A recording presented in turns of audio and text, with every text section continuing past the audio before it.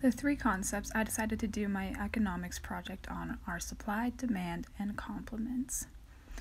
This is an ECON 1500 midterm project by me, Anna Franson. Supply and demand are both key concepts in economics. To start, let's define these terms. Supply is the quantity of a good in the market.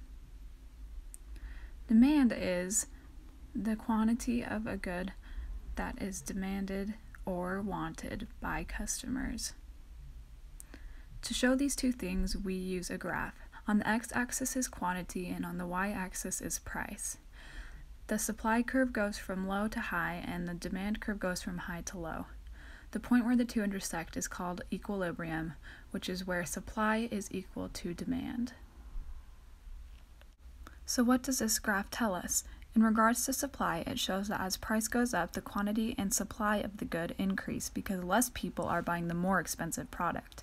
In regards to demand, it shows that the more there is of a good, the cheaper the good is and the less demand there is for it.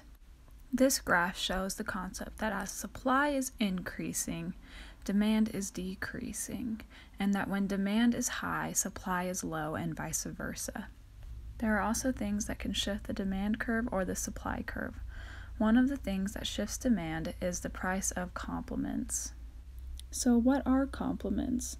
The definition of complements is two things that go well together, such that a decrease in the price of one leads to an increase in demand for the other. To help us understand this concept, we can use the example of peanut butter and jelly, which would be considered complements. If there is suddenly a sale on peanut butter, or the price is dropping, the demand for jelly will increase since more people are buying peanut butter. So, those are the three explanations of supply, demand, and complements, which are all key concepts of economics worth understanding.